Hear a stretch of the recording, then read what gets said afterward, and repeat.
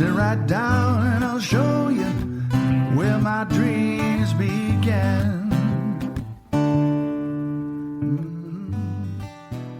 I'm Michael Dugan, your culinary host, guiding you through the chef's journey. Join me at the chef's table, where you'll experience stories, secret sauces, signature dishes, and kitchen disasters.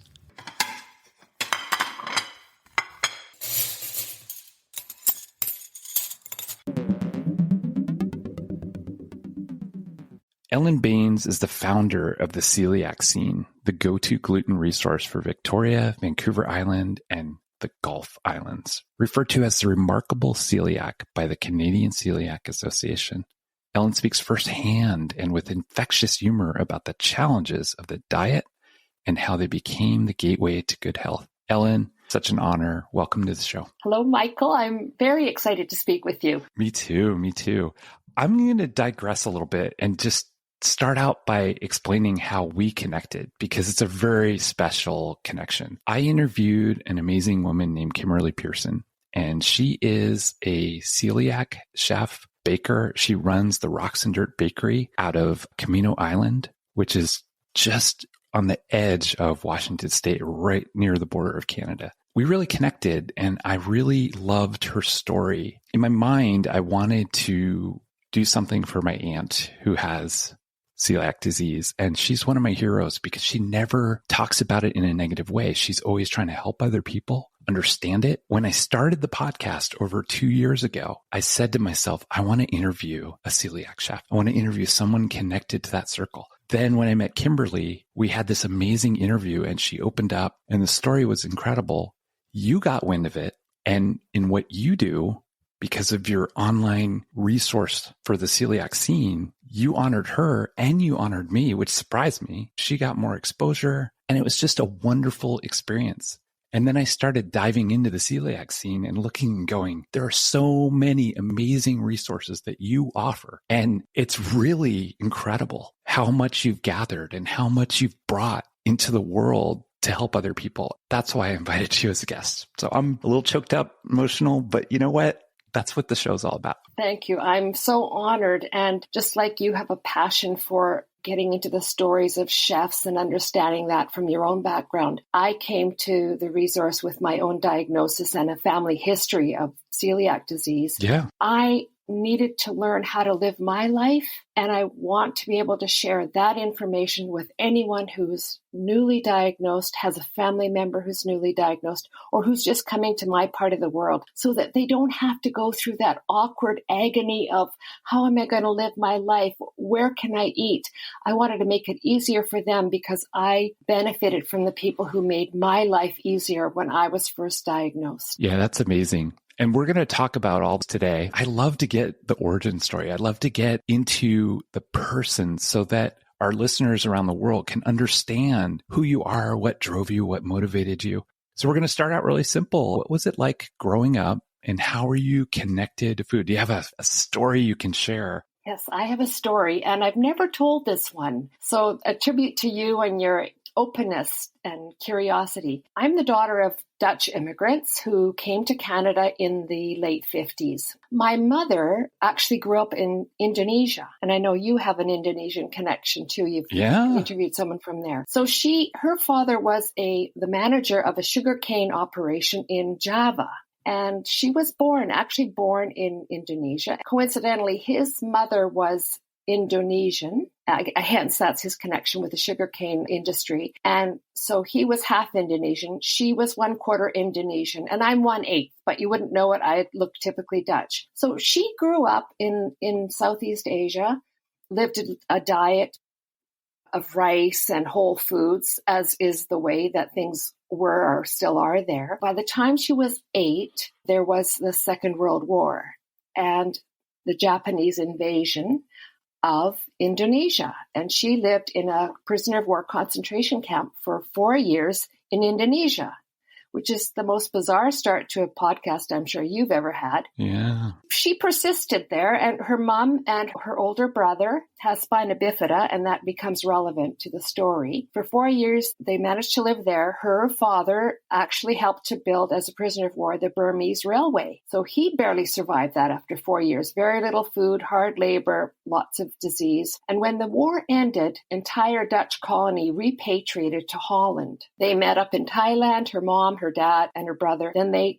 managed to go back to Holland. At the age of 12 or 13, she actually went back to her home country. And that's where her health problems began, because she then was introduced to a diet high in flour and wheat. It was at that point that, despite the war, everything she'd gone through with the food deprivation, that's when her health began to decline. Unknown to her, for many more years later, she had celiac disease. With the predominant ingredient in the Dutch diet being either potatoes or bread, her health declined. She would walk down the street and people would stare at how thin she was. She was emaciated. No one knew much about the disease then. My dad and she met in junior high school as a result of the hard times after the war. Things were very difficult in Europe for the years afterwards. They decided to emigrate to Canada at the age of 19. With a 6-week-old baby, came to Canada and set up in Calgary and then Edmonton, Alberta. Her health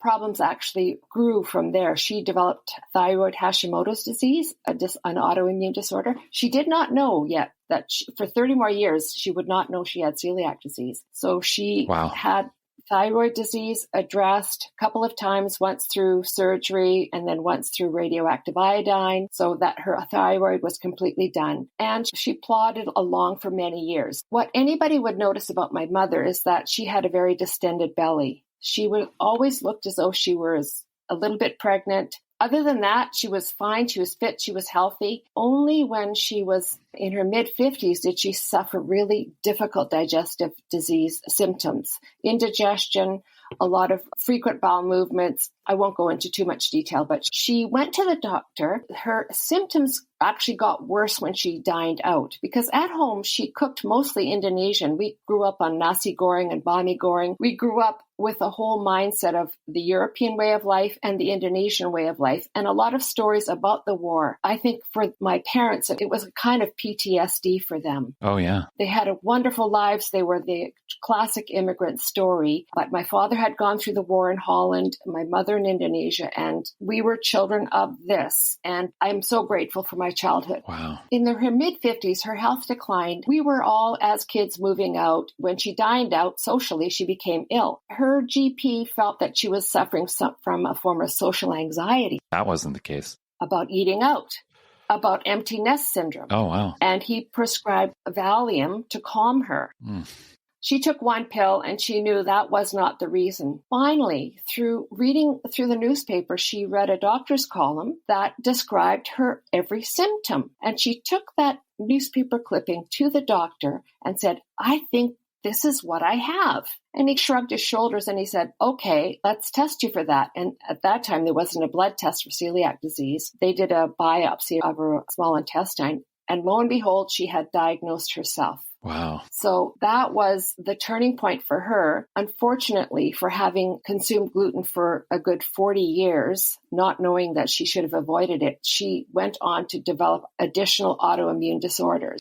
Late onset adult diabetes, which is an autoimmune disorder, suddenly did not produce insulin anymore, and a form of Parkinsonism, a movement disorder. And really, it was a trajectory that no one would wish on anyone. It was really tough to see her decline. And ultimately, she had oral cancer. Oh, wow. There's a whole host of diseases, conditions that we'll never know if that would have prevented her, if she'd gone gluten-free. That is in part why I do what I do in terms of awareness. Not knowing you have the disease and then continuing to consume gluten really jeopardizes your health. In addition to that, we have only a 15% diagnosis rate. 85% of celiacs in this day and age, when there is a simple blood test to pre-screen us for the disease, only 15% of us are ever diagnosed. There's a good reason. There's a passion for what I do. I saw the worst of it with my mother. And like many of us in those years, we didn't realize that family members are at a genetic risk for developing the disease. I had no idea that I could potentially have the disease. And it was only 30 years later that I came upon my own diagnosis, also completely by accident. Wow. That's amazing. And as a child, you grew up around this, but as you were growing up, what did you aspire to be? And how did this come about? Because I'm trying to get this understanding of when I'm growing up, I want to be, this is the direction that I took. So maybe you can take us through like when that happened. Was it an adult that you made this change and said, okay, I'm going to focus on this? Receive $10 off your next purchase with Voices4Chefs 10. You don't know what to make for dinner again? You want to explore new cuisines, but you don't have time? What if you have new inspirations and we provide you with the ingredients and recipes? We know you want to travel, learn new foods, explore the world, but life's responsibilities keep getting in your way. What if you can bring those experiences to your home neatly packed into a box? Ladybug Collective is a subscription service that finds real people from around the world to create beautifully curated assortments of recipes, ingredients, and cultural content. Not only do we include cultural ingredients, but also a set of detailed recipe cards with instructions on how to use them. Each box also has a QR code that when scanned takes you to tons more global exploration to immerse yourself in. Everything from film to lifestyle, art to history, it all can be found here. Live your life to the fullest. Subscribe now and don't miss out on the next cultural adventure. Ladybug Collective.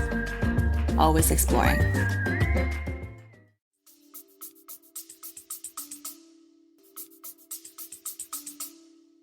Okay.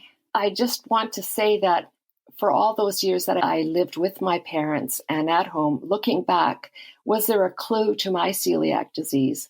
Yeah. And there was one. It was the one that my mom, you could tell from her, I always had a very distended stomach or belly. I was what anyone would call barrel waisted. And when I see I always thought of myself as being overweight, but I wasn't. I was completely normal, except I had this large stomach that made me feel as though I was chubby. And it skewed with my self-concept, and it really led to subsequent eating disorder because the only way that I could reduce my stomach was basically not to eat because I didn't know what was causing it. I couldn't make a connection. And for all the years I lived at home, my mother wasn't yet diagnosed. There was a problem in my health that I didn't know, but it all came to make sense. So what did I want to be as a kid? We're the children of well-educated immigrants, and we landed in the middle of the prairies in Alberta. We felt very different. I arrived at 5 speaking Dutch. I knew we didn't fit in. We had another language. We quickly assimilated. But when I went to school, I was quickly bumped into the next grade because we came from a family that was, for whatever reason, I was a little bit ahead of my peers. So what that did was it made me younger than my schoolmates. So that always put me off kilter a little bit. I was always younger. I went to high school at 6. I got to high school at 13. I went to university at 16. Oh my so gosh. Pushed far too ahead emotionally. Academically, I could manage, but emotionally not. With this possibility of being able to do anything I wanted to do, I had no clue what I wanted to do. Sounds normal. All. And I kept falling into things. And by the grace of people who saw something in me, my industriousness, my curiosity, I was just led down a path. I went to university for 1 year. I was far too young. I was just panic stricken. Even though I lived at home and the university was just across the river valley from me, I felt completely overwhelmed. And I took a year off, worked at a medical lab.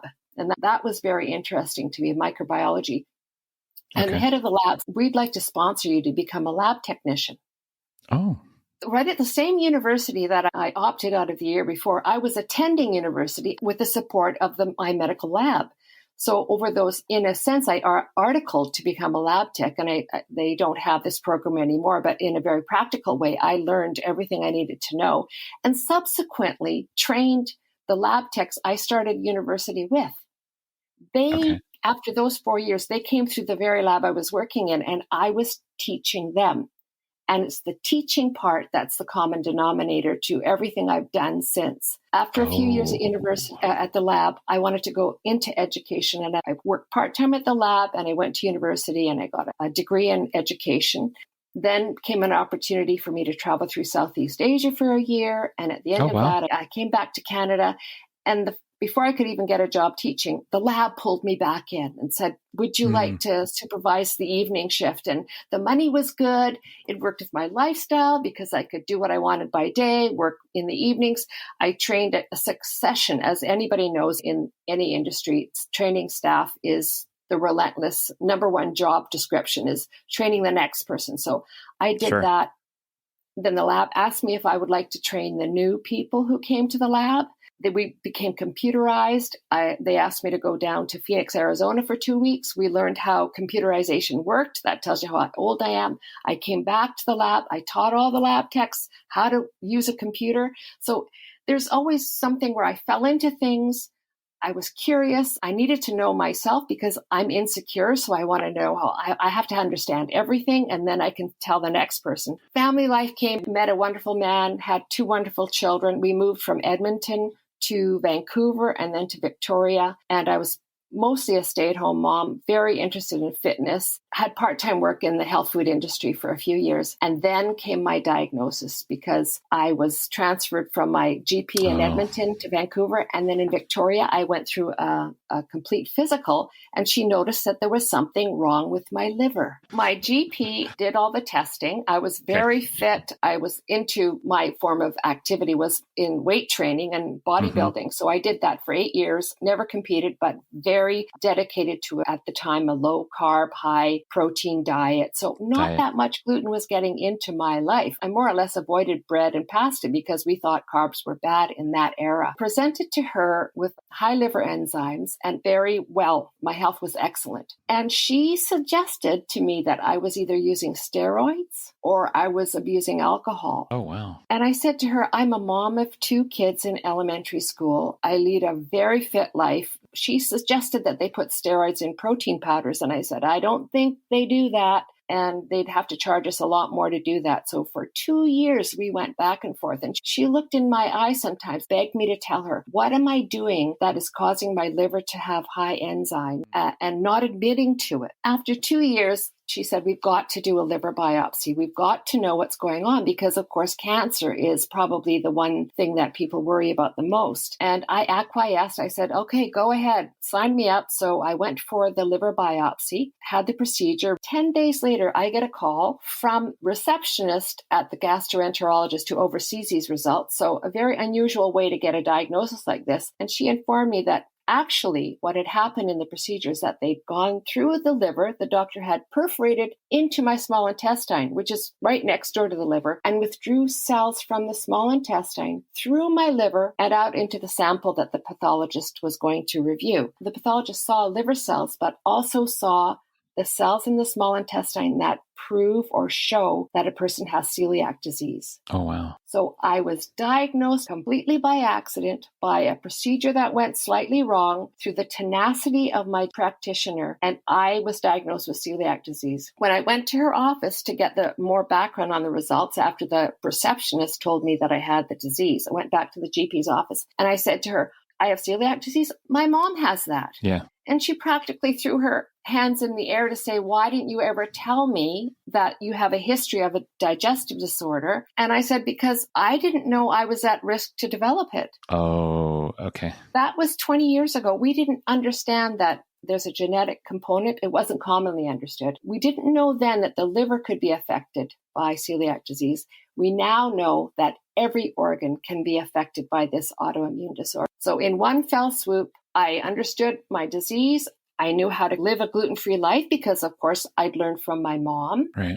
I fed her. She served us gluten-free food. I turned the page. I went to my grocery store, got the gluten-free bread that I needed, started a basic diet. And from that day, my adjustment to the diagnosis was very easy, very straightforward. And that day, I also called the Canadian Celiac Association because I needed to be with my people. Wow. And that's what started the next phase of my life. Yeah. Let's talk about that part. So what happened next? Let's just go there. Okay, this is the recurring theme in everything I share with anyone with celiac diseases. Get with your people. Find someone else. Lean on them. Learn what they've learned so that you can be educated and emotionally supported. So in the Canadian Celiac Association, it's called Celiac Canada now. They've done a rebrand. They had peer counselors or volunteers, and I called the office, the volunteer-run office. I got a call back, and that gentleman, Mike Rose,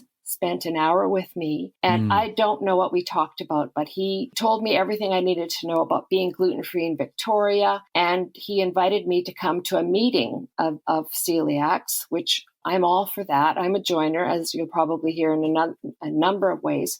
And I went to that meeting, but little did I know it was an executive meeting. It wasn't a support meeting. So like a board meeting. A board meeting. And all of a sudden I said, well, I guess I can make tea and coffee at our actual support meetings. And so I was pulled into the volunteer side of Celiac Canada. And oh my gosh, that went on to change my life, not just the disease, but the whole way that I applied myself in work. And it's really was the beginning of the celiac scene. So do you see how I just seem to fall into these things? And yeah, if you're a believer or if you believe in some spiritual guidance, things have happened in my life that have put me in the right place. I can see how things aligned. And now I'm excited to talk about what you're doing now, the celiac scene. Wow, I didn't realize how deep it goes. There are so many amazing resources online in the celiac scene. Thank you. I want everyone to understand how you created this. It may help them, not just if they have celiac, but make healthy choices and also to connect to chefs that are connected around this circle of celiac and healthy Very cooking. much so. So can you tell us a little bit more and let's shape celiac scene and how did this evolve? Because that's where I feel that this is happening right now. As a celiac, you learn that chefs are very important to you, as are retailers.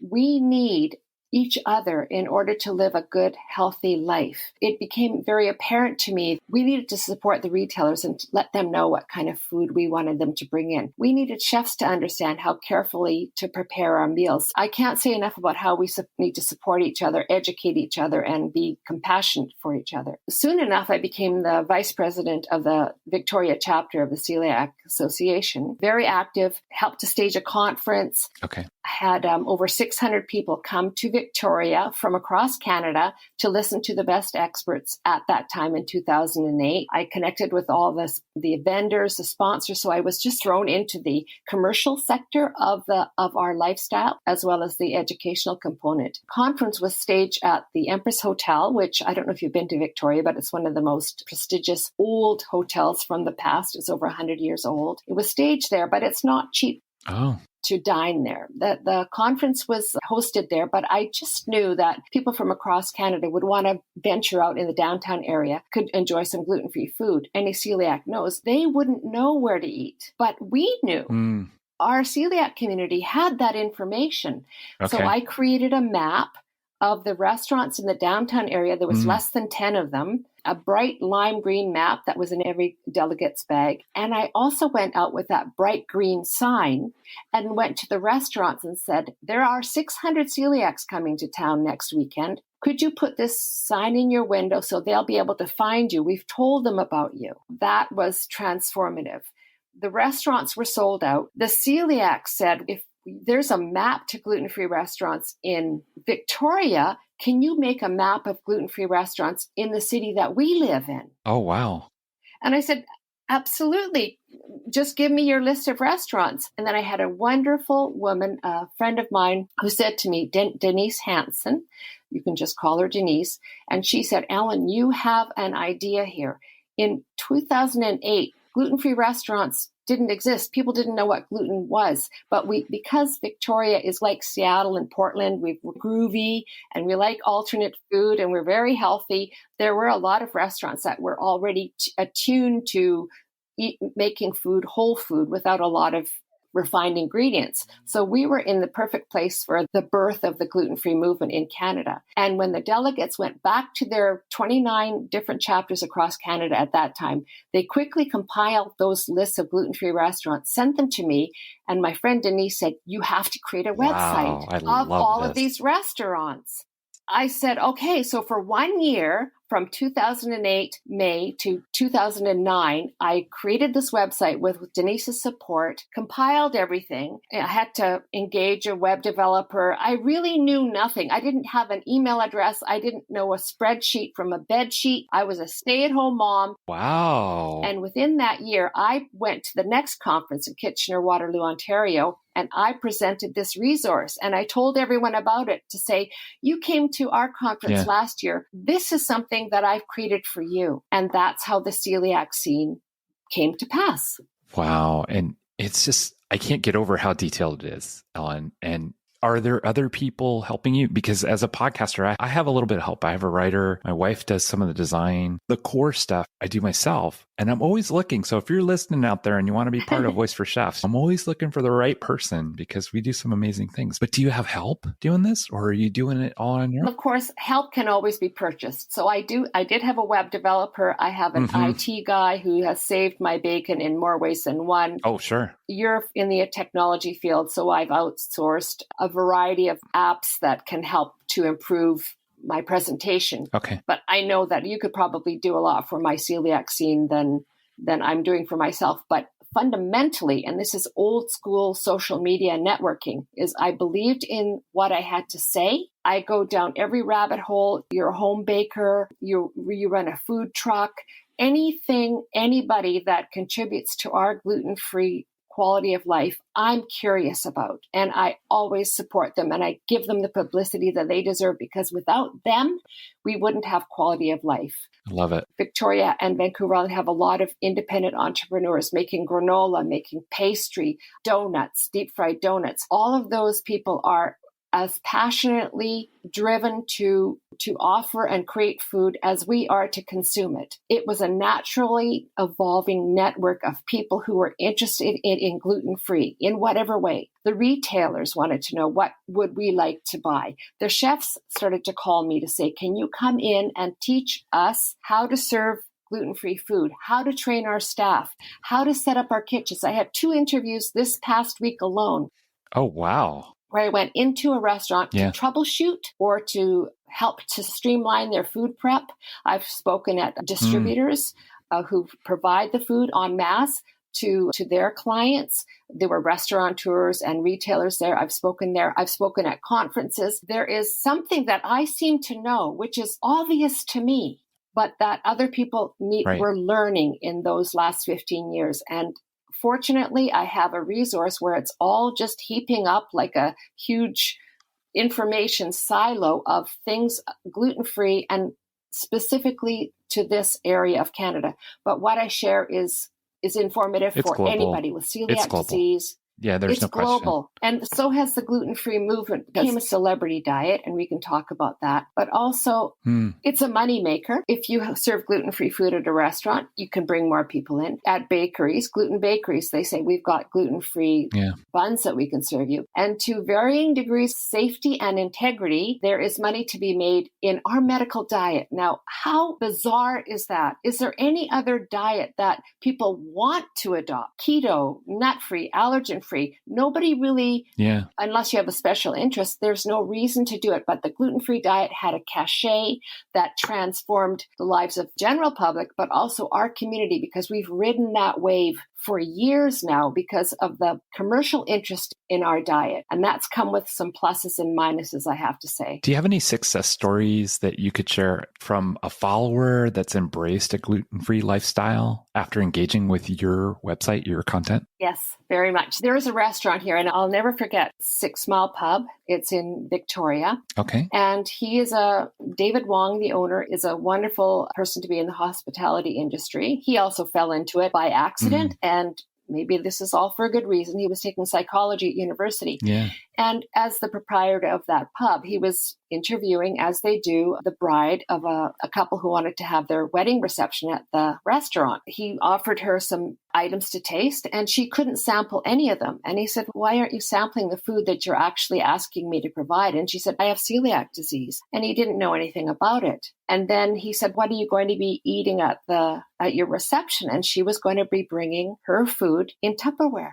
And that's what we celiacs do in that day. Okay. We can't be sure that a restaurant or even a family member can possibly understand the ingredient sourcing and the cross-contact prevention that we need for our medical health. She didn't want to be sick on her wedding day, not to mention her honeymoon. So she would be bringing Tupperware. Perhaps she was planning to have the restaurant put it on a plate. And that was this awakening that David had, that he wanted to make sure that in his industry, the hospitality industry, at his restaurant, that he could serve a bride the food she needed on one of the most important days of her life. Wow. And he revisited all his ingredients. He revisited the protocol. He sourced everything gluten-free, nut-free, allergen-free, dairy-free. He did it all. He deconstructed the food he offered, put it back together in a way. All his deep fryers are gluten-free. All the batter that he uses to coat anything that you want to deep fry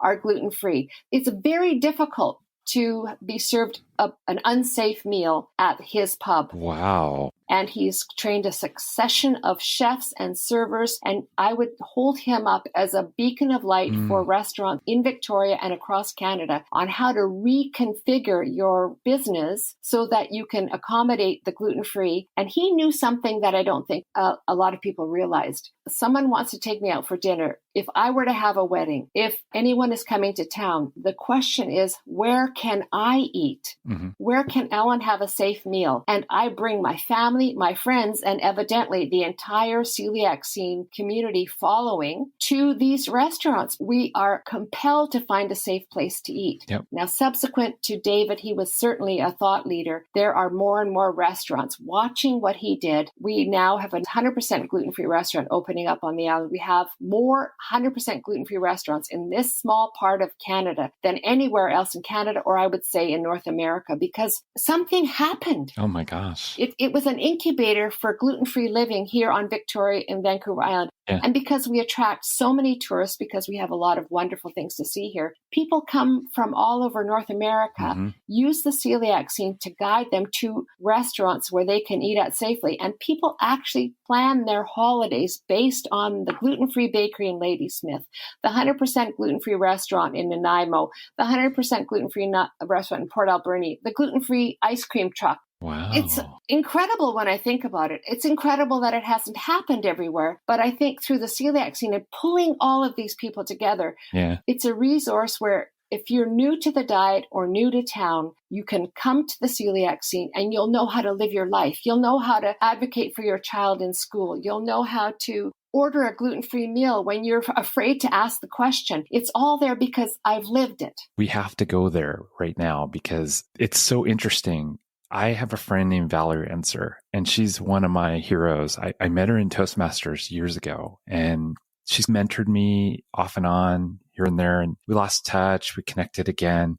She listened to Kimberly's podcast and she reached out and she was like really excited about it. So I reached out to her and I said, thanks for listening. It turns out she runs a gluten-free group on Facebook. It's very big. Maybe I already know her. She has a support group. She has a support group, and she's the one I want to connect you to. And after this, I'm gonna do that. You probably do, but she's a sweetheart of a person, and she's so passionate about giving back to the community.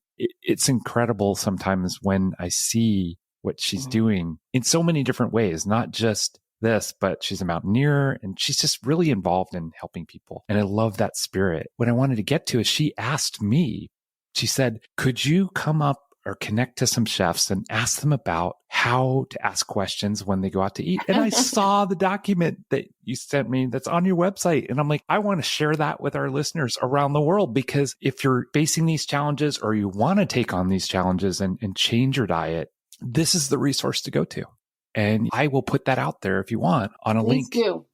It's your license to dine, I call it. A license to dine gluten-free. And you're helping Valerie solve a complex problem because I want to share that with her and I want to connect the two Where of is you. she? And maybe you can come to her group and talk about it because I think that would be an amazing conversation. But anyway, you might be able to do it remote too. She's an amazing person and she just really inspires me.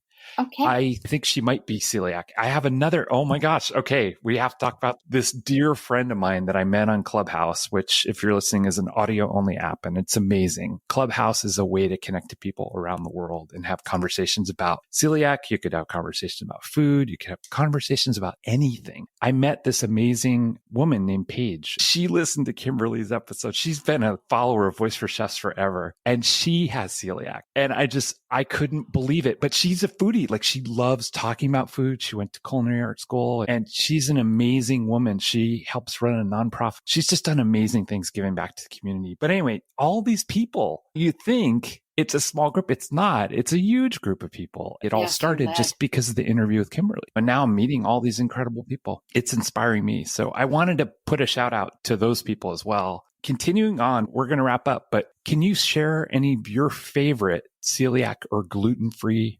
recipes and explain why you love them? This is the irony of running a resource that began as a restaurant resource and has become a lifestyle resource is that I am so not into cooking.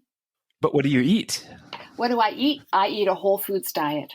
Everything from scratch, because the challenge with gluten-free food, and everyone who is diagnosed probably goes through these steps. Okay, I can't have bread, gluten bread. Where's my gluten-free bread? Where's my gluten-free pizza? Where's my gluten-free cookies and things like that? So you're emotionally, you're all of that's been torn away from you. So we do go to the processed foods. But what I've learned in my journey, certainly went through my fitness lifestyle before I was diagnosed, is how ultra-processed foods and gluten-free food is mostly ultra-processed, is that it is not good for our health and our society, our culture. Celiac disease has a person turning around the labels, looking at the ingredient labels and realizing, I'm not sure I want to eat this. For instance, what did I have for supper last night?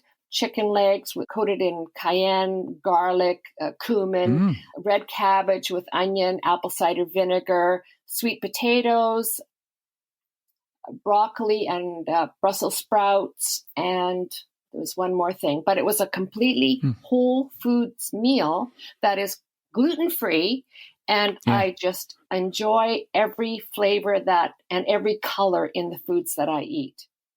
That said, that sounds good. Yeah, that sounds really good to me. On top of that, a sidebar, I adopt intermittent fasting, or I eat in certain time frames, and I find that's really been healing for my digestion. And that all said, there's nothing like a gluten-free French fry or deep fried chicken wings or deep fried poutine. And I actually read a list of restaurants and food trucks that offer dedicated deep fryers. There's more than 50 on the island. And that list of safe French fries is the go-to list for tourists because we can't find safe French fries, but we love it. Deep fried donuts, like all of those decadent things as a foil to the way I live my life day in, day out. Wow. And there's a couple chefs too that you mentioned to me. Kimberly's definitely one of them, but there's a couple others that you mentioned. Can you highlight anything about them for us? I don't know Kimberly that well, but she does come from Vancouver Island and we connected through you and vice versa. Her health journey is much deeper and broader. So Kimberly has, in addition to celiac disease, has additional autoimmune disorders, we collect them, it seems, or there are a constellation of autoimmune conditions that she's had to manage her diet. I think it's offered her healing, her health healing. So she is dug down deeper than I certainly have. And we are so grateful for people like her because she offers possibilities for people who have multiple food sensitivities. Yeah. I agree. So lastly, how do we connect with you? We want to go to Celiac Scene. What else can we do to connect with you? Okay, so if you know how to spell celiac, CELIAC, you can find the Celiac Scene on Facebook, on Instagram, on Twitter, and my website is theceliacscene.com. It's a one-woman operation, supported by a whole community. You can always reach out to me, and then I will direct you to what I have on the resource or where to go. It's all offered free to the community. I can't do enough for my community or for anyone like you interested in our community. So as long as I am able to, I want to support celiacs and those who are not yet diagnosed. That's a very important group of people that we need to reach. And finally, I always ask this of our guests, because we're global, we have a global reach. Do you have any final message or takeaway today that you want to share with our audience and your audience? I do, and I'm surprised that I have this all at my fingertips. But the most important thing, no matter what you're struggling with, is to reach out to the people who are already there. The answers lie in our community. It's not unknown. You're not the first person, but there is a whole cohort of people who have struggled like you and who are happy to lend their support to you. It's the primal nature of humanity, is that we need each other, and celiacs need other celiacs. And once you've got that support and the information within the community, you can go on to lead your best, healthiest, happiest life despite the diagnosis. You are going to be okay. Well, and I can't thank you enough for being a guest on Voice4Chefs today. You give so much to so many people, and it really shows. And I just thank you. Thank you. I didn't know it was in me, but you've captured my passion and you've reinvigorated me. Thank you. Thanks for joining us today. Follow us on Facebook. Find our website in the show notes. Subscribe on Spotify, iHeartRadio, or wherever you listen. Leave a comment with 5 stars, and stay tuned for the next episode of Voice4Chefs.